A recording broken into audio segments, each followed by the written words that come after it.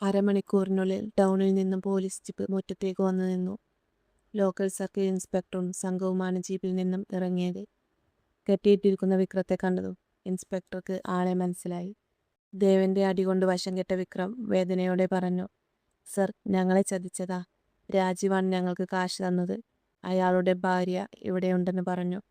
അവളെ തട്ടിക്കൊണ്ടു പോകാനും തടസ്സം നിൽക്കുന്ന ഈ ദേവൻ എന്ന ചെറുപ്പക്കാരനെ തീർക്കാനുമാണ് ഞങ്ങൾക്ക് കൊട്ടേഷൻ തന്നത്. ഇതാണ് അഡ്വാൻസ് തന്ന കാശ്. അവൻ കയ്യിലെ പണക്കെട്ട് പോലീസിന് നേരെ നീട്ടി. രാജീവിൻ്റെ പേര് കേട്ടതും പ്രിയയുടെ ശരീരം വിറച്ചു. പക്ഷേ ഇത്തവണ അവളുടെ കണ്ണുകളിൽ ഭയമായിരുന്നില്ല, കടുത്ത നിശ്ചയദാർഢ്യമായിരുന്നു. സർ, പ്രിയ മുന്നോട്ട് വന്നു. ഞാനാണ് രാജീവിൻ്റെ ഭാര്യ. പക്ഷേ മാസങ്ങൾക്ക് മുൻപ് അദ്ദേഹത്തിൻ്റെ പീഡനങ്ങൾ സഹിക്കവയ്യാതെ ഞാൻ പടിയിറങ്ങി പോന്നതാണ്. മറ്റൊരു വിവാഹം കഴിഞ്ഞ് ആ പെൺകുട്ടിയെ വീട്ടിൽ താമസിച്ചിരിക്കുകയാണ് അദ്ദേഹം. ഇപ്പോൾ എന്നെയും എനിക്ക് അഭയം തന്ന ഈ നല്ല മനുഷ്യരെയും തകർക്കാൻ ഗുണ്ടകളെ വിട്ടിരിക്കുകയാണ്. എനിക്ക് ഇതിനൊരു പരിഹാരം വേണം. മോളെ, നീ പേടിക്കണ്ട. കൊട്ടേഷൻ തന്ന രാജീവിനെ ഈ രാത്രി തന്നെ ഞങ്ങൾ അകത്താക്കും. വധശ്രമത്തിനും കൊട്ടേഷൻ സംഘത്തെ വിട്ടതിനും സ്ത്രീ പീഡനത്തിനും അയാൾ ഇനി ജയിൽ കമ്പികൾ എണ്ണും. GI ഹരിപ്രസാദ് ദൃഢതയോടെ പറഞ്ഞു. പോലീസ് വിക്രത്തെയും സംഘത്തെയും ജീപ്പിലേക്ക് കയറ്റി. രാജീവിനെ അറസ്റ്റ് ചെയ്യാനായി വണ്ടി നഗരത്തിലേക്ക് കുതിച്ചു. മാസങ്ങൾ വളരെ വേഗത്തിലാണ് കടന്നുപോയത്. കൊട്ടേഷൻ കേസിൽ അറസ്റ്റിലായ രാജീവിന് ജാമ്യം പോലും കിട്ടിയില്ല. അവനെ സഹായിക്കാൻ വന്ന സുരഭിയുടെ വീട്ടുകാരും കാര്യങ്ങൾ വഷളായതോടെ അവനെ കൈവിട്ടു. ഭാരതീയമ്മ പ്രായത്തിൻ്റെ തളർച്ചയോടെയും കുറ്റബോധത്തോടെയും തനിച്ചായി ആ വലിയ വീട്ടിൽ ഒറ്റപ്പെട്ടു പോയി. തറവാട്ടുകാരുടെ പിന്തുണയോടെ പ്രിയ രാജീവിനെതിരെ നിയമപരമായി വിവാഹമോചനത്തിന് കേസ് ഫയൽ ചെയ്തു. രാജീവ് ചെയ്ത ക്രൂരതകൾക്കും സ്ത്രീ പീഡനത്തിനും ഒടുവിൽ ദേവന് നേരെ ഗുണ്ടകൾ വിട്ടതിനും വ്യക്തമായ തെളിവുകൾ കോടതിയിൽ ഹാജരാക്കി. രമയ്ക്ക് 1 രൂപ പോലും ജീവനാംശം രാജീവിൽ നിന്ന് വേണ്ടെന്ന് പ്രിയ കോടതിയിൽ ഉറപ്പിച്ചു പറഞ്ഞു. ആ നരകവുമായുള്ള എല്ലാ ബന്ധവും എന്നേക്കുമായി അവസാനിപ്പിക്കുക എന്ന് മാത്രമായിരുന്നു അവളുടെ ലക്ഷ്യം. ഇന്ന് കോടതി വിധി പറയുന്ന ദിവസമാണ്. വിശാലമായ കോടതി ഹാളിൻ്റെ ഒരു വശത്ത് പ്രിയ നിൽക്കുന്നുണ്ടായിരുന്നു. അവളുടെ അരികിൽ ഒരു പാറ പോലെ ഉറച്ചു നിന്ന് ദേവനും കൺമണിയും ഉണ്ടായിരുന്നു. ദേവൻ അവളെ നോക്കി ധൈര്യം നൽകിക്കൊണ്ട് പുഞ്ചിരിച്ചു. മറുഭാഗത്ത് ജയിലിൽ നിന്നും പോലീസ് കാവലിൽ കൊണ്ടുവന്ന രാജീവ് പഴയ ഗർവവും അഹങ്കാരവും എല്ലാം തകർന്ന് ആടി വളർന്ന് തലകുനിച്ചാണ് അവൻ നിന്നിരുന്നത്.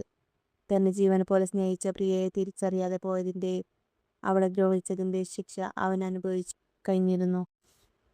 ഈ കോടതിയുടെ ഉത്തരവ് പ്രകാരം ജഡ്ജി വിധി പ്രസ്താവിക്കാൻ തുടങ്ങി. ഹർജിക്കാരിയായ പ്രിയ സമർപ്പിച്ച തെളിവുകളുടെ അടിസ്ഥാനത്തിലും എതിർകക്ഷിയായ രാജീവ് ചെയ്ത കുറ്റകൃത്യങ്ങളുടെ വെളിച്ചത്തിലും ഇരുവരുടെയും വിവാഹം നിയമപരമായി റദ്ദാക്കിക്കൊണ്ട് ഉത്തരവിടുന്നു. പ്രിയ ഇന്നു മുതൽ സ്വതന്ത്ര വ്യക്തിയാണ്.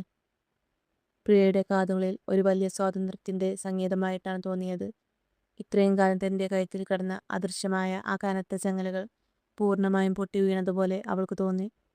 കോടതി മുറിയിൽ നിന്നും പുറത്തേക്ക് ഇറങ്ങുമ്പോൾ പ്രിയ ദേവനെ നോക്കി. അവളുടെ കണ്ണിൽ നിന്നും സന്തോഷ കണ്ണീർ ഒഴുകുന്നുണ്ടായിരുന്നു. ദേവൻ, ഞാൻ ജയിച്ചു. ഞാൻ പൂർണ്ണമായും സ്വതന്ത്രയായി, പ്രിയ വിറയ്ക്കുന്ന ശബ്ദത്തിൽ പറഞ്ഞു. അതെ പ്രിയെ, നീ ജയിച്ചു. നിന്റെ അഭിമാനമാണ് ജയിച്ചത്. ഇന്ന് നിനക്ക് മുൻപിൽ പുതിയൊരു ജീവിതമുണ്ട്, ദേവൻ വളരെ ആർദ്രമായി പറഞ്ഞു. അവൻ്റെ കണ്ണുകളിൽ പ്രിയയോടുള്ള പ്രണയം കൂടുതൽ തെളിഞ്ഞു നിൽക്കുന്നുണ്ടായിരുന്നു. പ്രിയ ഇപ്പോൾ ഒരു സ്വതന്ത്ര സ്ത്രീയാണ്. അവളുടെ മനസ്സ് പതുക്കെ ശാന്തമാകുമ്പോൾ തൻ്റെ ഉള്ളിലെ പ്രണയം അവളോട് തുറന്നു പറയാൻ ദേവന്റെ മനസ്സ് കൊതിക്കുന്നുണ്ടായിരുന്നു.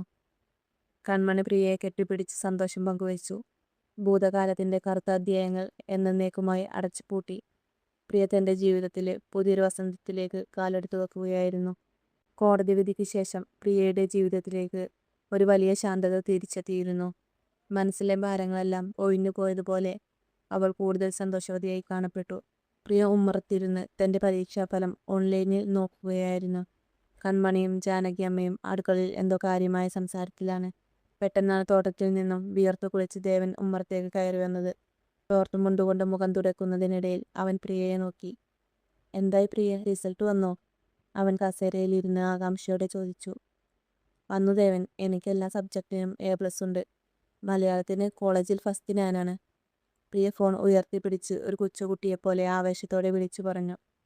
സത്യമാണോ? ഒന്ന് നോക്കട്ടെ. ദേവൻ പെട്ടെന്ന് കസേരയിൽ നിന്നും എഴുന്നേറ്റ് പ്രിയയുടെ തൊട്ടരികിലേക്ക് വന്നു നിന്നു. അവൻ ഫോണിലേക്ക് നോക്കുന്നതിനിടയിൽ പ്രിയയുടെ മുഖത്തേക്ക് നോക്കി വളരെ ആർദ്രമായി പുഞ്ചിരിച്ചു. എനിക്കറിയാമായിരുന്നു പ്രിയെ, നീ ജയിക്കുമെന്ന്. നീ വെറുമൊരു വിജയം മാത്രമല്ല നേടിയത്, നിന്നെ തളർത്താൻ നോക്കിയവരുടെ മുന്നിൽ നീ തലയുയർത്തി നിൽക്കുകയാണ്. ഈ ലോകത്തിലെ ഏറ്റവും മനോഹരമായ കാഴ്ച ഇതാണ്. ദേവന്റെ ശബ്ദത്തിൽ സുഹൃത്തുക്കൾക്കിടയിൽ ഉണ്ടാകുന്നതിനേക്കാൾ വലിയൊരു ആയവും സ്നേഹവും ഉണ്ടായിരുന്നു. അവൻ പ്രിയയുടെ കണ്ണുകളിലേക്ക് തന്നെ നോക്കി നിന്നുപോയി. താങ്ക്സ് ദേവൻ, ഒക്കെ നിങ്ങളുടെയൊക്കെ പ്രാർത്ഥന കൊണ്ടാണ്. പ്രിയ തികച്ചും ഒരു സാധാരണ പോലെ ചിരിച്ചുകൊണ്ട് പറഞ്ഞു. ദേവന്റെ കണ്ണുകളിലെ ആ പ്രത്യേക തിളക്കമോ അവന്റെ വാക്കുകളിലെ പ്രണയത്തിന്റെ സൂചനകളോ മനസ്സിലാക്കാൻ ആ നിഷ്കളങ്കിയായ പെൺകുട്ടിക്ക് അപ്പോൾ കഴിഞ്ഞിരുന്നില്ല. അവൾ അതിനെ വെറുമൊരു സൗഹൃദത്തിന്റെ സന്തോഷമായിട്ടാണ് കണ്ടത്. പ്രിയ പരീക്ഷയിൽ വലിയ വിജയം നേടിയതിന്റെ സന്തോഷത്തിൽ ശേഖരന്റെ അമ്മാവനാണ് എല്ലാവർക്കും പുതിയ വസ്ത്രങ്ങൾ വാങ്ങാനായി ടൗണിലേക്ക് പോകാം എന്ന് പറഞ്ഞത്. അങ്ങനെ ദേവനും ജാനകിയമ്മയും കൺമണിയും പ്രിയയും കൂടി ടൗണിലെ വലിയൊരു ടെക്സ്റ്റൈൽ ഷോപ്പിൽ എത്തി. പെൺകുട്ടികൾ രണ്ടുപേരും സാരികളുടെ സെക്ഷനിലേക്ക് നടന്നു. ജാനകിയമ്മ ഒരു വശത്ത് ഇരിക്കുന്നുണ്ടായിരുന്നു. ദേവൻ അല്പം മാറി നിന്ന് പ്രിയ സാരികൾ തിരഞ്ഞെടുക്കുന്നത് നോക്കുകയായിരുന്നു. പ്രിയ പല നിറത്തിലുള്ള സാരികൾ എടുത്തു നോക്കുന്നുണ്ടായിരുന്നു. ഒടുവിൽ അവൾ ഒരു കടും പച്ച നിറത്തിലുള്ള ഒരു കാഞ്ചീപുരം പട്ടുസാരി കയ്യിലെടുത്തു. അത് തന്റെ ശരീരത്തോട് ചേർത്ത് പിടിച്ച് അവൾ തിരിഞ്ഞ് കണ്ണാടിയിൽ നോക്കി. അതേസമയം ദൂരെ മാറി നിൽക്കുകയായിരുന്ന ദേവന്റെ കണ്ണുകൾ പ്രിയയിൽ തന്നെ തറഞ്ഞു നിൽക്കുകയായിരുന്നു. പച്ച സാരിയുടെ പശ്ചാത്തലത്തിൽ മുടിയൊരു വശത്തേക്ക് ഒതുക്കിയിട്ട് കണ്ണാടിയിൽ നോക്കുന്ന പ്രിയയെ കണ്ടതും ദേവന്റെ ഉള്ളിലെ പ്രണയം അതിന്റെ പരിധികൾ ലംഘിച്ചു പുറത്തു വരാൻ ആഗ്രഹിച്ചു. അവനറിയാതെ അവളിലേക്ക് നടന്നു ചെന്നു. ഈ പച്ചസാരി നിനക്ക് വല്ലാതെ ചേരുന്നുണ്ട് പ്രിയ, നീ ഇത് തന്നെ എടുത്തോ. ദേവൻ പ്രിയയുടെ തൊട്ടുപുറകിൽ വന്നു നിന്ന് കണ്ണാടിയിലൂടെ അവളെ നോക്കി വളരെ പതുക്കെ പറഞ്ഞു. അവന്റെ ശബ്ദത്തിൽ ഒരു വല്ലാത്ത ഭാവമുണ്ടായിരുന്നു. പ്രിയ പെട്ടെന്ന് തിരിഞ്ഞു നോക്കി. ദേവൻ തന്നെ നോക്കുന്ന ആ നോട്ടത്തിൽ എവിടെയോ ഒരു മാറ്റമുള്ളതുപോലെ അവൾക്ക് തോന്നി. എപ്പോഴും കളിയാക്കുകയും തമാശ പറയുകയും ചെയ്യുന്ന ദേവന്റെ കണ്ണുകളിൽ ഇപ്പോൾ വല്ലാത്തൊരു ആർദ്രതയുണ്ട്. ഏയ്, എനിക്ക് പച്ചയേക്കാൾ ഇഷ്ടം ആ നീല സാരിയാണ് ദേവൻ. ഇത് അമ്മയ്ക്ക് വേണ്ടി നോക്കിയതാ, പ്രിയ പരുങ്ങലോടെ പറഞ്ഞു. ആണോ, എങ്കിൽ നീല സാരിയും എടുത്തോ. പക്ഷേ എനിക്ക് നീ പച്ചസാരി ഉടുത്ത് കാണാനാണ് കൂടുതൽ ഇഷ്ടം. ദേവൻ വീണ്ടും ഒരു നേർത്ത പുഞ്ചിരിയോടെ പറഞ്ഞ് അവിടെ നിന്നും മാറി നടന്നു. പ്രിയ സാരി താഴെ വെച്ച് ദേവൻ പോയ വഴിയിലേക്ക് നോക്കി ആലോചനയിലാണ്ടു. ആദ്യമായി അവളുടെ ഉള്ളിൽ ഒരു നേർത്ത സംശയം മുട്ടിടുകയായിരുന്നു. ദേവന്റെ പെരുമാറ്റത്തിലും സംസാരത്തിലും കഴിഞ്ഞ കുറച്ച് ദിവസങ്ങളായി എന്തൊക്കെയോ മാറ്റങ്ങൾ വന്നിട്ടുണ്ടോ? അവൻ തന്നെ നോക്കുന്ന നോട്ടത്തിന് പണ്ടത്തേക്കാൾ എന്തോ ഒരു ആയമില്ലേ? അവൾ സ്വന്തം നെഞ്ചിൽ കൈവച്ച് നോക്കി. അവളുടെ നെഞ്ചിടിപ്പ് അല്പം കൂടിയിട്ടുണ്ടായിരുന്നു. അന്ന് രാത്രി വസ്ത്രങ്ങളെല്ലാം വാങ്ങി അവർ തിരികെ വീട്ടിലെത്തി. രാത്രി ഭക്ഷണത്തിന് ശേഷം പ്രിയക്ക് വല്ലാതെ ചൂട് തോന്നിയതുകൊണ്ട് അവൾ തറവാടിന്റെ മട്ടുപാവിലേക്ക് നടന്നു. നല്ല നിലാവുള്ള രാത്രിയായിരുന്നു. തണുത്ത കാറ്റ് അവളുടെ മുടിയകളെ ഉലച്ചുകൊണ്ട് കടന്നുപോയി. അവൾ കൈവരിയിൽ കൈകൾ ഊന്നി ആകാശത്തെ നോക്കി നിൽക്കുമ്പോഴാണ് പിറകിൽ ഒരു കാൽ പെരുമാറ്റം കേട്ടത്. തിരിഞ്ഞു നോക്കിയപ്പോൾ കൈ 2 ഗ്ലാസ് ചൂടുപാലുമായി ദേവൻ വരികയാണ്. എന്താ പ്രിയെ, ഉറക്കം വരുന്നില്ലേ? ദേവൻ ഒരു ഗ്ലാസ് പാൽ പ്രിയക്ക് നേരെ നീട്ടി. ഇല്ല ദേവൻ, നല്ല നിലാവുള്ളത് കൊണ്ട് ഇങ്ങോട്ട് പോന്നതാ. ഈ നാട് കാണാൻ രാത്രിയിൽ വലിയ ഭംഗിയാ. പാൽ ഗ്ലാസ് വാങ്ങിക്കൊണ്ട് പ്രിയ പറഞ്ഞു. ദേവൻ അവളുടെ അരികിൽ വന്ന് കൈവരിയിൽ ചാരി നിന്നു. നിലാവിന്റെ വെളിച്ചത്തിൽ പ്രിയയുടെ മുഖം കൂടുതൽ തിളങ്ങുന്നുണ്ടായിരുന്നു. പ്രിയെ, ഇനി നിന്റെ മുൻപിൽ ഒരുപാട് വഴികളുണ്ട്. നീ ഒരു ഡിഗ്രി ഹോൾഡറാണ്. നാളെ നിനക്ക് വലിയൊരു ജോലി കിട്ടും. ഒരു പക്ഷേ നീ മലയോരം വിട്ട് വലിയ നഗരങ്ങളിലേക്കൊക്കെ പോകേണ്ടി വരും.